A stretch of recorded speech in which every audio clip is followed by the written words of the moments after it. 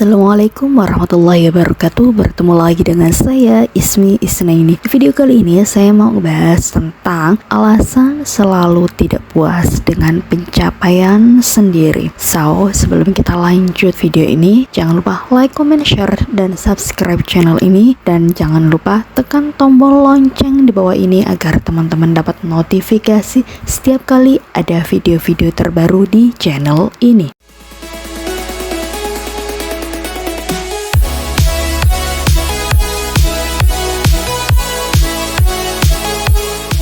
Konten kali ini terinspirasi oleh tumpukan hijab yang ada di lemari saya yang hampir 99% semua merek hijab tersebut adalah merek Rajabah, yang mana merek tersebut adalah merek brand saya sendiri. Saya memang hobi sekali koleksi hijab. Itu kenapa alasan terkuat saya untuk membuat brand sendiri dan produksi sendiri. Saya memang hobi sekali koleksi hijab. Itu kenapa alasan terkuat saya untuk membuat brand sendiri dan produksi sendiri. Tapi meskipun saya produksi sendiri, saya bukan owner yang harus punya semua series dan warna jilbabnya. Saya lebih memilih untuk koleksi yang memang saya benar-benar butuhin. Selain itu juga, saya bukan tipe yang suka lihat tumpukan baju atau jilbab di lemari. Jadi sudah banyak banget jilbab-jilbab Rajabah saya yang sudah jarang saya pakai, sesekali saya pakai, atau bahkan yang udah nggak pernah saya pakai sama sekali. Itu saya keluarkan semua dari lemari, kemudian saya kasih ke saudara, teman, atau siapapun yang memang mau pakai. Well,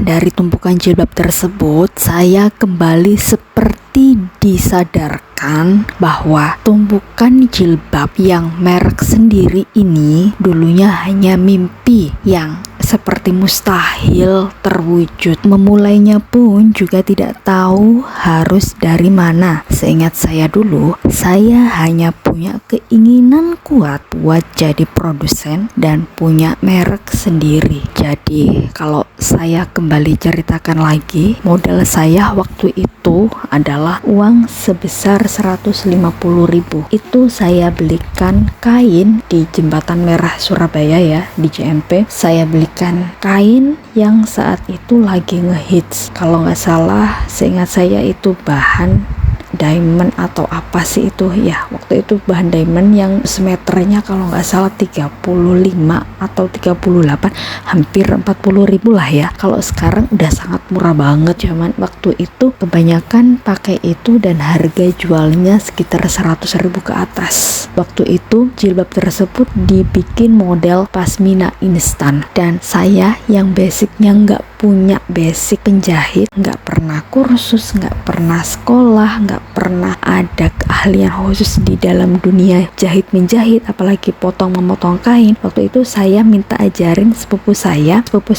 waktu itu dia kursus jahit ya, jadi saya minta diajarin gimana sih cara motong kain itu kayak gimana, pegang guntingnya kayak gimana, cara bikin pola kayak gimana gitu. Jadi dia kasih ilmu basic yang sangat basic banget, gimana bikin jilbab instan ya. Waktu itu jilbab instan setengah lingkaran, udah itu doang. Itu modal saya untuk belajar memotong kain. Selanjutnya saya juga nggak tahu ini nanti kalau sudah dipotong siapa yang bakalan jahit, kemudian seperti apa gitu. Entahlah, karena memang waktu itu bener-bener ada keinginan kuat buat bikin jilbab produksi sendiri, bikin merek sendiri. Jadi singkat cerita, saya bikin, kemudian saya belajar menjahit yang waktu itu sangat impossible banget karena nggak mungkin juga harus saya kerjakan semua. Tapi karena memang sudah jalannya ya, paman saya yang waktu ngelihat saya menjahit akhirnya menawarkan buat ya udah deh disuruh bibimu menjahit gitu kan. Akhirnya saya minta minta ke bibi saya buat jahit. Di sana untuk pertama kalinya saya bikin sampel jilbab pasmina instan sama beliau. Sampai akhirnya jadi, sampelnya jadi, saya bikin katalog, itu pun saya foto katalog, foto sendiri, saya jadi model gitu ya. Kemudian saya juga punya kenalan waktu itu di BlackBerry, zaman waktu BlackBerry lagi musim ya. Ada kenalan yang mau ngajuin buat jadi reseller, kita ketemuan, kemudian akhirnya saya nawarin dia buat jadi model sekalian deh ya. Akhirnya dia jadi model, dan qadarullah pertama kali seingat saya open PO pertama itu kalau nggak salah tembus 50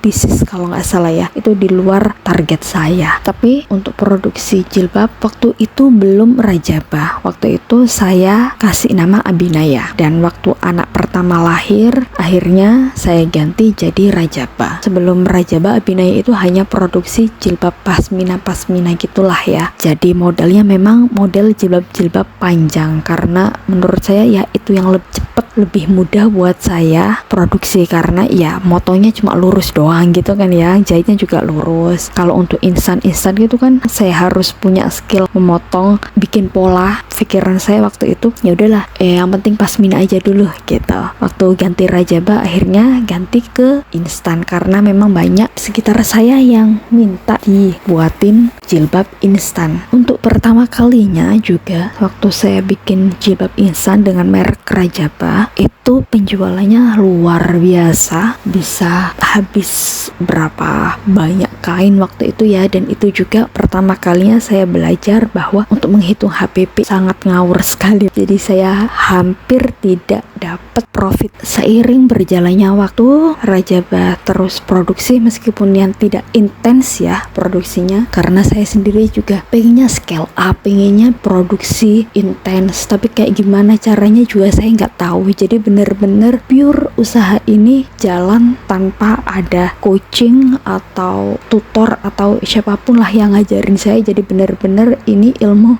praktek langsung dan trial error sendiri gitu ya, yang mana untuk marketingnya, kemudian strategi penjualannya, itu semuanya saya pelajari dari kelas-kelas online yang saya ikuti dan beberapa buku yang saya baca. Singkat cerita, anak kedua lahir, kemudian saya sudah nggak bisa produksi jilbab instan, saya sudah nggak bisa memotong kain. Yang tadinya motong kain itu setengah lingkaran, model-model kayak gitu, sampai akhirnya saya bisa motong banyak model. Dan setelah anak kedua lahir saya sudah nggak bisa motong karena anak kedua ini lebih rewel, kemudian ada kakaknya yang minta perhatian juga. Jadi saya memutuskan pengen banget punya produksi jilbab segi 4 yang mana printing, dan di desain tersebut ada tulisannya Rajabah. Awal-awal untuk motif jilbab itu ya saya belinya yang motif ready stock yang no brand, kemudian saya kasih label Rajabah sendiri, logo R gitu yang saya pesen. Kemudian ternyata saya baru tahu kalau motif tersebut motif yang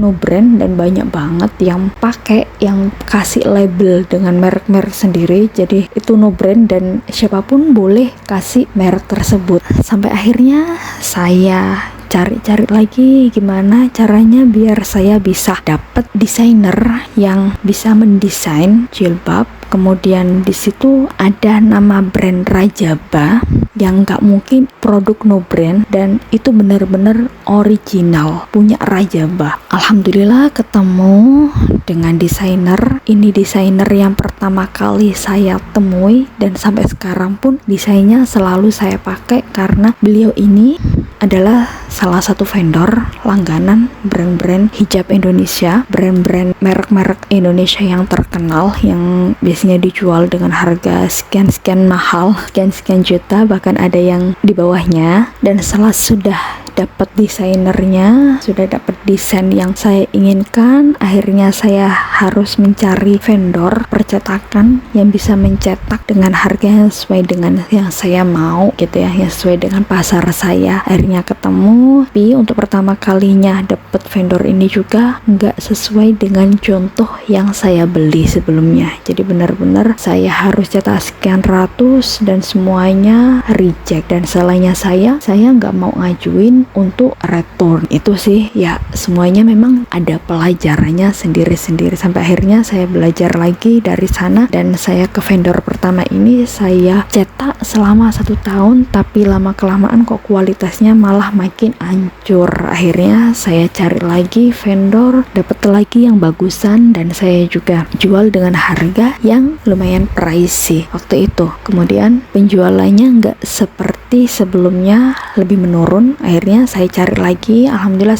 sekarang saya ketemu di vendor saat ini yang ternyata banyak banget loh brand-brand terkenal yang harganya lumayan pricey itu cetaknya di sini, sama kayak Rajaba. Oke, dari cerita saya tersebut dari awal yang tadinya cuman mimpi pengen banget pakai jilbab merek sendiri, alhamdulillah ternyata Allah kabulkan, saya bisa bikin jilbab pasmina instan waktu itu ya, sama segi 4 tapi polosan yang kain. Kemudian saya kasih label Rajaba yang berawal dari sana. Kemudian sudah mencapai keinginan saya bisa pakai brand sendiri, produksi sendiri. Kemudian saya pengen lagi naik lagi, saya pengen bisa produksi jilbab instan. Alhamdulillah akhirnya Allah kasih jalan, saya bisa produksi jilbab instan. Yang tadinya jilbab instan untuk sendiri, saya bisa produksi jilbab instan couple buat anak-anak. Kemudian setelah jilbab instan, saya pengen punya jilbab printing yang desain original, ada tulisannya Rajaba, jadi bukan beli jilbab printing jadi kemudian saya kasih label Rajaba, bukan, yang bener-bener di dalam printingnya tersebut ada tulisan Rajaba dan itu benar-benar ori, nggak bisa dikawin. Alhamdulillah Allah kasih jalan sampai detik ini, alhamdulillah masih tetap jalan. Dari sana saya tersadarkan bahwa jilbab segini banyak di lemari yang ternyata hampir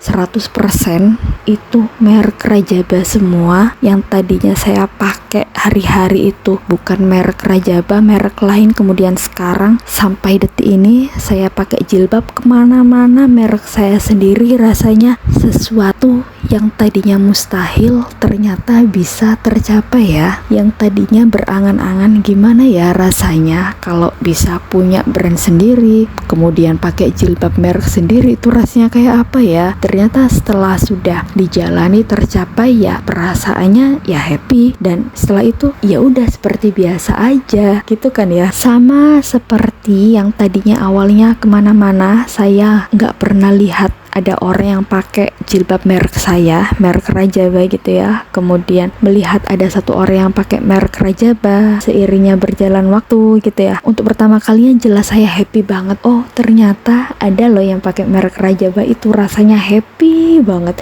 Soalnya apa? Yang tadinya saya sendiri lihat kemana-mana orang-orang pakai merek-merek jilbab yang macem-macem, kemudian tiba-tiba saya ngelihat dengan mata kepala saya sendiri ada yang pakai Rajaba gitu, happy banget kan. Kemudian nambah lagi ketemu 2 orang yang pakai Rajaba, kemudian lebih sering sampai akhirnya ada yang pakai seragaman Rajaba. Sampai kemana-mana di beberapa event juga pasti nemu ada yang selalu pakai Rajaba. Memang perasaannya happy banget, alhamdulillah. Cuman ya ternyata keinginan tersebut enggak berhenti di situ saja. Ada keinginan lain yang tadinya saya cuma pengen jualan online aja, kemudian berkembang saya jadi jualan di rumah. Jadi rumah saya desain seperti toko, saya pajang gitu kan jilbab-jilbabnya. Kemudian banyak juga yang ke rumah, ada yang beli mendadak, yang tadinya nggak bisa pesan mendadak untuk seragam, sekarang untuk event besok butuh seragam gitu, ada barangnya. Sekarang pun juga ada keinginan buat pengen punya toko sendiri, yang mana yang tadinya cuma di rumah pengen bener-bener ada toko, ada pegawai, masih panjang lah ya keinginan lain. Saya jadi berpikir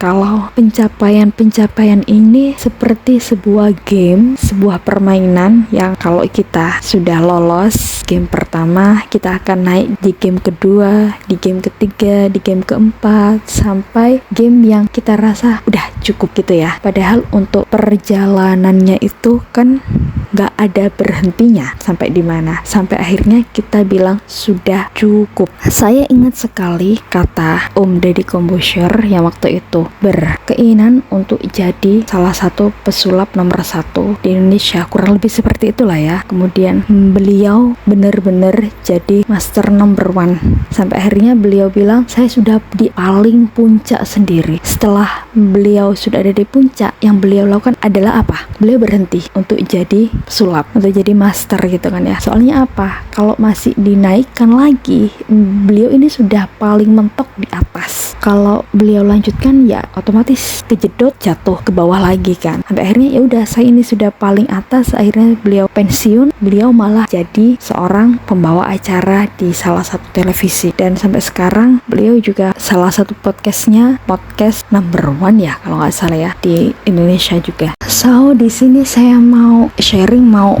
belajar bahwa ternyata sesuatu yang tadinya hanya kita impikan, yang hanya kita angan-angan, ketika kita sudah mencapainya kita happy.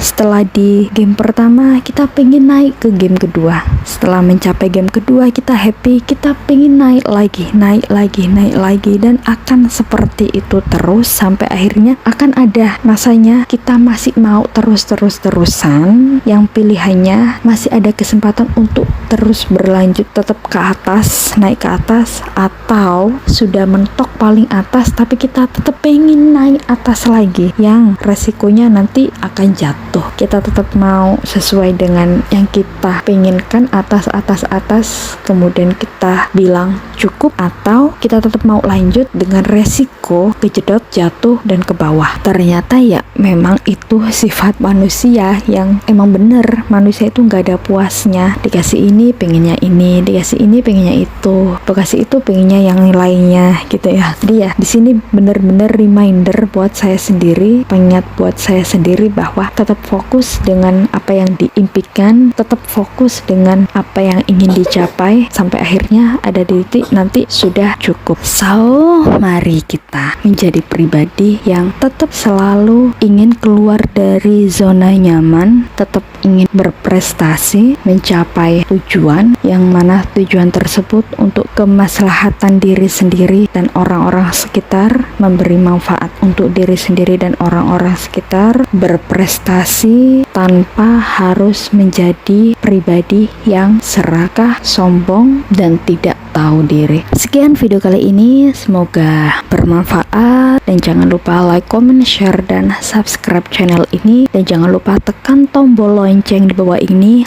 agar teman-teman dapat notifikasi setiap kali ada video-video terbaru di channel ini. Insya Allah kita akan ketemu di video-video selanjutnya. Dadah, assalamualaikum warahmatullahi wabarakatuh.